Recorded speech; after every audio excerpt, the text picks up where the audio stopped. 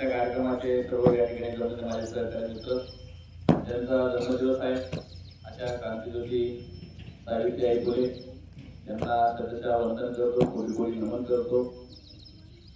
ज्या आईमुळे तुम्ही या ठिकाणी बसले आहेत, ज्यांना नंतर लोक माई म्हणायला लागले, सावित्री माई म्हणायला लागले, अशा माई, आणि त्या दिवसापासून तो शब्द प्रचलित झाला, घरामध्ये सगळ्या माई आल्या. तर मित्रांनो, आजचा जो दिवस आहे तो म्हणजे बालिका दिवस आणि सावित्रीबाई फुले यांचा जन्मदिवस. मोठी माणसं त्यांचा जन्मदिवस एखाद्या विशिष्ट दिवसाने साजरा करतात. त्याच्या मागचा हेतू असतो की त्याला समाजाला कुठलीतरी प्रेरणा भेटते, दिशा भेटते, या उद्देशाने हा दिवस साजरा केला जातो. आता 2-4 मुलींनी या ठिकाणी सावित्रीबाईंबद्दल त्यांची छोटी छोटी मत व्यक्त केली. म्हणजे सरांनी मत व्यक्त केलं. तो जो काळ होता त्या काळामध्ये फार कठीण परिस्थिती होती. कठीण परिस्थितीमध्ये स्त्रीला घराच्या बाहेर पडणं फारच कठीण होतं. आणि अशा या कठीण परिस्थितीतून आमच्या सावित्रीबाई या घराच्या बाहेर पडल्या आणि घराच्या बाहेर पडून माझ्या चिमुरड्यांना कसं शिक्षण देता येईल याचा त्यांनी प्रयत्न केला. त्याच्या मागे एका स्त्रीच्या मागे भरभक्कम हात होता, तो म्हणजे आमच्या ज्योतिरावांचा. आमच्या ज्योतिरावांनी सावित्रीबाईंना सांगितले की आता आपल्याला स्त्री शिक्षणाचा पाया उचलायचा आहे, पाया सुरुवात करायची आहे, परंतु आपल्याला शिक्षिका कोण भेटेल. तर त्यावेळेस त्यांनी स्वतःच्या धर्मपत्नीला पहिल्यांदा शिकवलं आणि स्वतःच्या धर्मपत्नीला शिकवल्यानंतर ती पुण्यामध्ये पहिली मुलींची शाळा काढली. मुलींना शिक्षित करण्याचा प्रयत्न केला. सुशिक्षित, शिक्षित. आता सुशिक्षित शब्द वेगळा आहे आणि शिक्षित शब्द वेगळा आहे. तर आता जास्त आपण सुशिक्षित झालो हा भाग वेगळा झाला. पण त्यावेळेस मुलींना शिक्षित करण्यासाठी त्यावेळेस खरोखर आमच्या सावित्रीमाईंची गरज होती. आणि त्यावेळेस खरोखर आणि ज्या वेळेस देशामध्ये, धर्मामध्ये, जगामध्ये जेव्हा ज्या ज्या गोष्टींची गरज असते त्या वेळेस परमेश्वर एखाद्या व्यक्तीला त्या भावनेने जन्मास घालतो आणि ती व्यक्ती ते काम करते. म्हणून आपण त्या काळामध्ये असलेल्या सावित्रीमाईंची गरज, त्या काळामध्ये असलेल्या शिक्षणाची गरज पाहता सावित्रीबाईंनी आपल्याला सगळ्यांना म्हणजे पोरींना शिक्षण दिलं. आपण बऱ्याचदा ऐकलेलं आहे की ज्यावेळेस शाळेत मुलींना शिकवायला जात होते त्यावेळेस त्यांना दुसरी एखादं वस्त्र घेऊन जावं लागत होतं. त्यावेळेस आता देखील तेच आहे. आता काही फरक आहे असं म्हणता येणार नाही. फक्त त्या माणसांनी शेण आणि गोटे मारले. आता लोक शब्दांचा मार मारत असतात एखाद्या स्त्रीला आणि तिला जगू देत नाही. म्हणून समाजामध्ये, माणसांमध्ये परिवर्तन होणं फार काळाची गरज असते. परंतु आम्ही परिवर्तन होतं, परंतु ते परिवर्तन फक्त माझ्या स्वतःपुरतं करतो, इतरांसाठी मात्र करत नाही माणसं. म्हणून आजही देशामध्ये, धर्मामध्ये आणि माणसांमध्ये पाहतो आपण प्रत्येकाने देव वाटून घेतला, प्रत्येकाने नेता वाटून घेतला, प्रत्येकाने माणसं वाटून घेतली आणि प्रत्येकाने समाज सुधारक, थोर समाज सुधारक देखील वाटून घेतले. आणि अजूनही मतभेद मिटलेला नाही, मनभेद मिटलेला नाही. आजही आपण पाहतो. अजून मला बघायला मिळालं या ठिकाणी ती फक्त सावित्रीमाईंची जयंती होती. एकही या ठिकाणी आमचा बंधू बोललेला नाही. का बोलले नाही? सावित्रीबाई फुलेंची जयंती आपण कसं काय बोलायची? महिलेचा कार्यक्रम आहे, पुरुषांनी का बोलावं? म्हणजे अजूनही तुमच्या मनाचा मतभेद केलेला नाही याचा अर्थ हा सिद्ध होतो. अरे कोणाची जयंती असू दे, कोणाची पुण्यतिथी असू दे, ज्या व्यक्तीबद्दल तो कोणी असू दे, जो व्यक्ती, ज्या व्यक्तीने खरोखर समाजासाठी, देशासाठी, धर्मासाठी काम केलेलं असेल त्याचं गुणगान का गावं नाही? आणि समाजासाठी, देशासाठी ज्याने काम केलं त्याचं गुणगान नक्की गावं. त्याला समाज आडवा आणायचा नाही, त्याला जात आडवा आणायचं नाही आणि त्याला स्त्री पुरुष हा देखील आडवा आणायचा नाही आडवा आणायचा. आपण प्रामाणिकपणे जे असेल हे बघा, जो चूक कबूल करतो तो विद्वान असतो आणि जो चुकी केल्यानंतर देखील नाही म्हणतो, त्याच्यावर माती टाकतो, तो विद्वान नसतो, तो महान नसतो.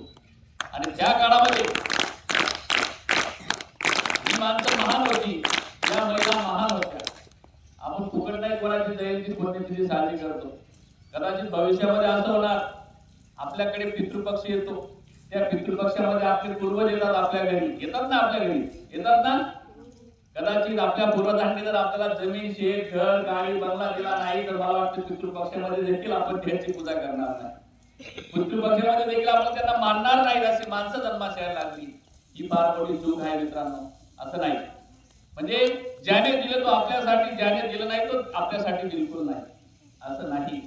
ज्यांचे विचार महान होते, ज्यांच्या विचारांनी आज देशामध्ये मोठी क्रांती झाली, अशा व्यक्तींचे नक्की गुणगान गावं. आणि जयंती पुण्यतिथी त्याच्यासाठी असते की जेणेकरून जी व्यक्ती जिने देशासाठी, धर्मासाठी, समाजासाठी चांगलं काम केलं असेल, अशी बरीच माणसं होऊन गेली. आपण म्हणतो आता या ठिकाणी सावित्रीबाई शिक्षिका झाल्या. भारतातल्या म्हणजे जर विचार केला शिक्षण क्षेत्रामध्ये त्या पहिल्या मुख्याध्यापिका झाल्या. ज्यांचं नाव पहिलं म्हणून घेतलं गेलं. परंतु पहिलं नाव घेण्यासाठी त्याला फार त्रास सहन करावा लागतो. आणि समाज सोपा नाही. एखादं दारूचं दुकान जर टाकलं तर कोणी विरोध जाणार नाही, कोणी जाणार नाही. गुपचूप जर दारू विकली त्याला कोणी विरोध जाणार नाही. पण एखाद्याने जर काही शिक्षणासारखं पवित्र काम करायला सुरुवात केलं तर त्याला सगळे लोक विरोध करतात. एखाद्याने चांगलं देवधर्माचं काम करायला सुरुवात केली तर त्याला सगळी माणसं विरोध करतात. म्हणजे का?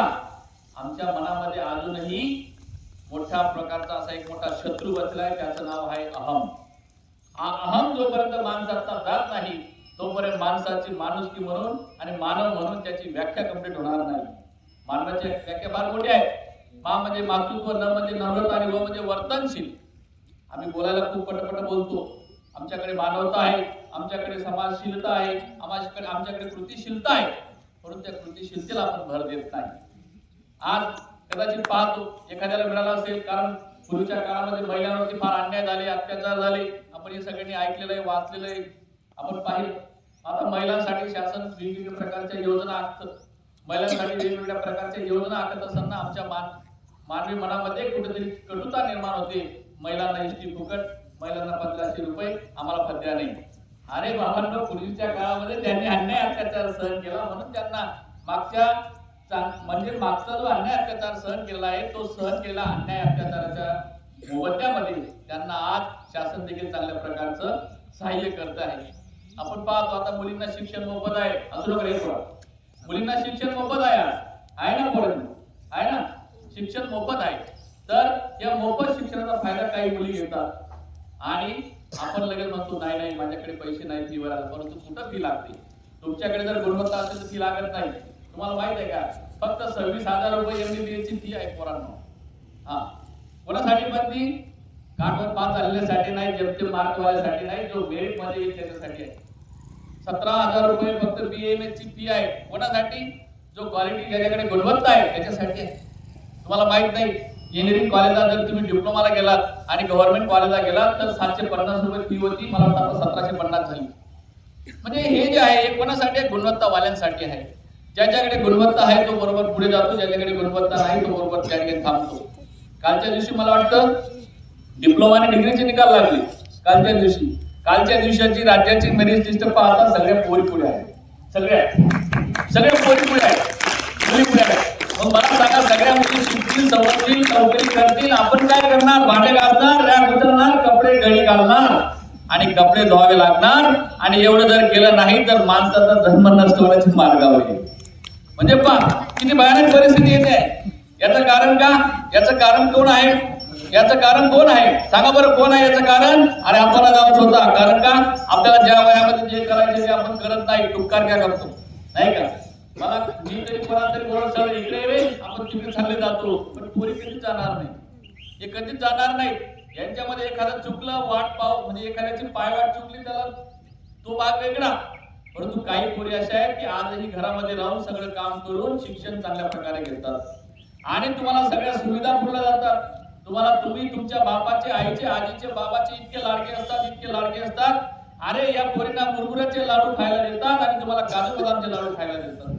आणि तुम्ही त्या काजू बदामचा इतका दुरुपयोग करतात की एखाद्या दिवशी तुम्ही तुमच्या बापाची मान खाली घालवतात आणि तुमची आई घरामध्ये ढसा रडते आणि तुमची आई आणि तुमचा बाबा छाती जोडतो. म्हणजे एवढे तुम्ही चुकीचे कामं करतात. आणि मग त्यावेळेस वाटत असतं की माणसाला, अरे मी याला कशाला जन्मास घातलं आणि मी याला जन्मास घालून मी तर चूकच केली असं वाटतं.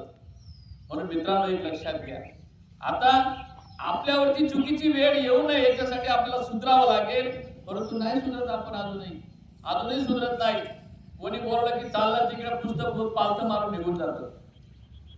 पोरीला जर भांडे घासता घासता जर कोणी बोलवलं तर ती जाणार नाही. नाही नाही, ही पातेली पूर्ण घासल्याशिवाय बिलकुल येणार नाही. माझी आई बोलेल, माझी आजी बोलेल, माझी मम्मी बोलेल.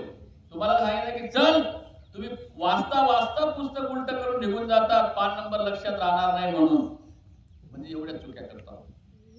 म्हणून बाळांनो लक्षात घ्या, आपल्यावर चुकीची वेळ येणार नाही ही गोष्ट लक्षात घ्या. 1997 ला कार्यालयामध्ये प्रत्येक कार्यालयामध्ये 1-2 लेडीज असायची. आता पाहतो की जिल्हा परिषद पंचायत समिती कार्यालयामध्ये जातो, त्या ठिकाणी 5 ते 6 लेडीज असतात आणि एखादा गणपती बाप्पा बसलेला दिसतो. आणि त्याला विचार का हळू बोला, इथं सगळे लेडीज बसले आहेत. हा बाबा ठीक आहे, काही अडचण नाही.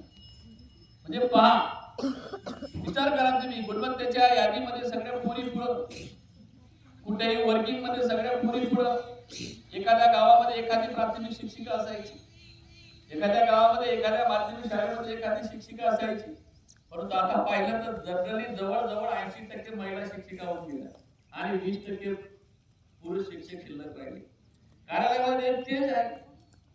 495 अधिकाऱ्यांमध्ये जवळजवळ 320 महिला अधिकारी होत्या.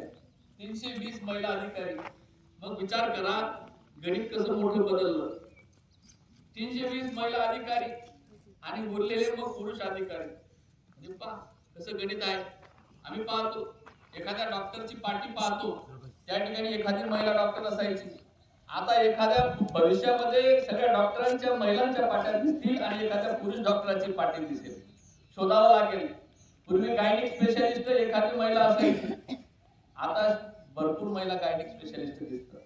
म्हणून बाळांनो तुम्हाला एक गोष्ट सांगतो, आजच्या दिवशी जरी हा सावित्रीबाईंचा जन्मदिवस आहे, सावित्रीबाईंच्या जन्मा दिवशी ती मनामध्ये संकल्पना करा, ठीक आहे सगळ्या सावित्रीबाई होतील आणि पण तुम्ही सुद्धा महात्मा ज्योतिराव फुले बनण्याचा प्रयत्न करा. आणि तुम्ही जर महात्मा ज्योतिराव फुले बनले नाही तर समजून घ्यायचं काम आहे. बोललो मी मगाशी काय करावं लागेल असं. मॅडम ऑफिसला जातील आणि तुम्हाला गाडी जवळ बसा बसा गाडी बसा मॅडम, हो या 5:30 वाजता गेली. 5:30 वाजेपर्यंत तुम्हाला वांदर सारखं तोंड आणावं लागेल. हो रिअली सांगतो तुम्हाला, वाटलं तुम्हाला ते वाटलंच त्या. म्हणून बाळांनो अजून वेळ गेलेली नाही. म्हणून मला सुद्धा ज्योतिराव फुले बनायचं आहे, जिद्द मनामध्ये ठेवा. आणि तुम्ही जर ज्योतिराव फुले बनले नाही तर आपल्यावरती वेळ वाईट येईल. म्हणून अभ्यास करा. तुमच्याकडे देखील गुणवत्ता असली पाहिजे. तुमची गुणवत्ता कमी होता कामा नाही. एकमेकांना बघून असायचं नाही.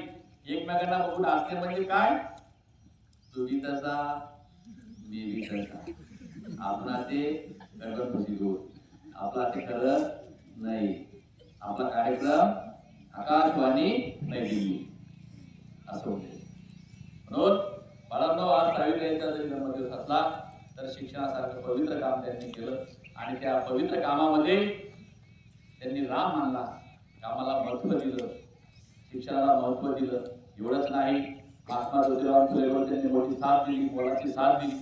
आणि त्या मोलाच्या साथ दिल्यामुळे आपण म्हणतो ना की रथाची दोन्ही चाकं चांगली असली पाहिजे. तसे दोघेही महात्मा ज्योतिराव फुलेंच्या मनामध्ये खूप जिद्द होती की नाही मुलींना शिक्षण दिलं पाहिजे. पण सावित्रीने सांगितलं कुटुंबात आपला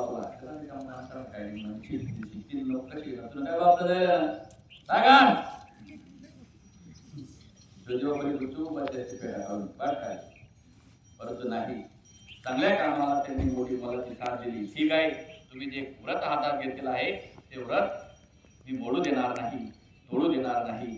त्या व्रताला पूर्ण करण्याची जबाबदारी माझी समजेल. हा नाही तर किती महात्मा ज्योतिराव फुलेंनी सांगितलं, सावित्रीबाईंनी जर ठरवलं नसतं तर आज आपण कुठे राहिलो असतो याचाही आपण विचार केला पाहिजे. म्हणून मित्रांनो आज ज्यांचा जन्मदिवस आहे त्या महान शिक्षिका, महान मुख्याध्यापिका, महान समाज सेविका, थोर समाजसेविका यांच्या दिवसानिमित्त आपण एकच त्यांच्यातले चांगले गुण घ्यावेत. मतभेद आणि मनभेद विसरावेत. मतभेद मनामध्ये ठेवू नये. आपण थोड्या कारणावरून मतभेद लगेच करतो, मनभेद करतो.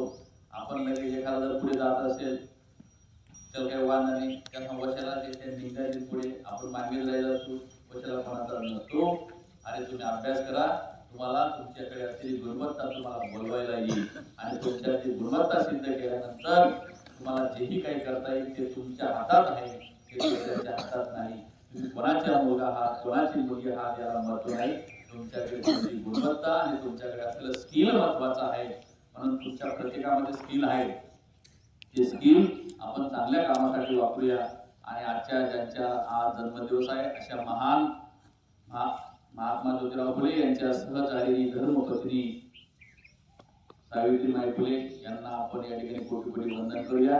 यांचे चांगलं असेल ते विचार सावित्रीबाई फुले दाम्पत्यांचं असेल, जे चुकीचं असेल ते माझं असेल, जे माझ्या मनातलं मी तुम्हाला जे काही सांगितलं ते सावित्रीबाईंच्या मनातलं सांगितलं, महात्मा ज्योतिराव फुले यांच्या मनातलं सांगितलं. आणि त्यांनी सगळ्या गोष्टींना प्राधान्य दिलं. असं नाही की आपण काय करतो एखाद्या पदावरती बसलो की आपण तो झेंडा घेऊन फिरतो, ते तसं नाही.